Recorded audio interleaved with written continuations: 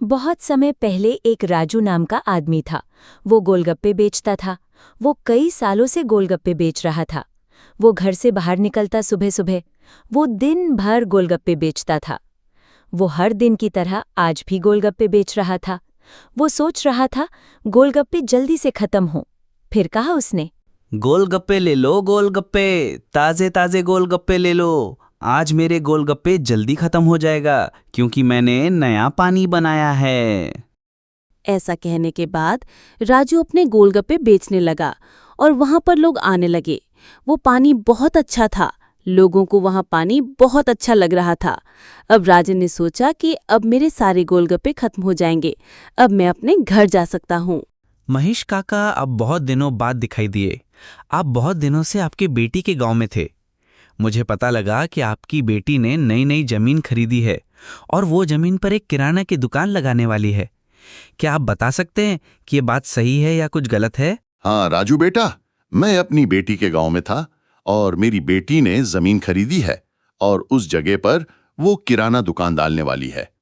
और राजू बेटा, तुम क्या कर रहे हो?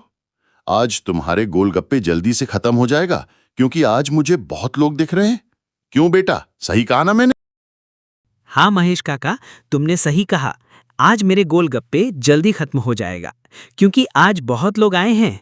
बहुत दिनों के बाद इतने लोग आए हैं। मुझे भी लगता है कि मेरे गोलगप्पे बहुत जल्दी खत्म हो जाएगा। जंगल में एक शेर सो रहा है। अब क्या होगा? हिंदी कहानी। बहुत समय पहले की बात है। एक गांव में दो मित्र रहते थे। एक मित्र का नाम राजू था और दूसरे का नाम महेश था। राजू, मैं बहुत दिनों से गांव से बाहर नहीं निकला हूँ।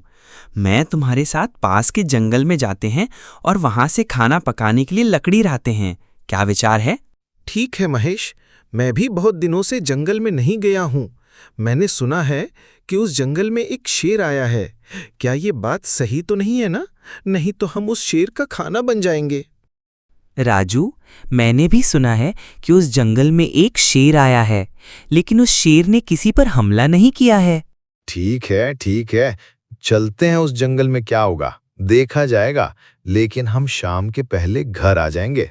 उसके बाद उस जंगल में एक शेर आया। उस शेर ने अभी एक शिकार किया था। उस शेर ने एक हिरण का शिकार किया था। अब वो शेर उस जंगल में आराम करने के लिए एक पेड़ के नीचे सो गया था। उस जंगल में राजू और महेश आए। पेड़ के नीचे शेर को सोते हुए दिख लिया। राजू, यहाँ पर तो एक शेर है। अब तो ये शेर हम दोनों को खा लेगा। अब क्या होगा हम दोनों का? राजू, क्या करें? हम दोनों को यहाँ से भाग जाना चाहिए। क्या विचार है? जल्दी से बताओ राजू। महेश, ठीक है, लेकिन ये शेर गहरी नींद में सो रहा है, इसलिए हम दोनों को यहाँ से चुपचाप धीरे धीरे यहाँ से निकलना होगा। अगर हमने थोड़ी सी भी आवाज की तो वो शेर नींद से उठ जाएगा। उसके बाद राजू और महेश दोनों उस शेर से चुपचाप धीरे धीरे आगे बढ़ रहे थे। अगर थोड़ी सी भी आवाज की तो वो शेर उठ जाएगा और फिर उन्हें खा लेगा। उसके बाद महेश और राजू उस शेर से बचते बचते बहुत दूर आ गए थे। वो दोनों पिछले 1 घंटे से चल रहे थे। आज उनकी किस्मत अच्छी है जो शेर के मुंह से जान बच गई है। आज राजू, हमारी किस्मत अच्छी है।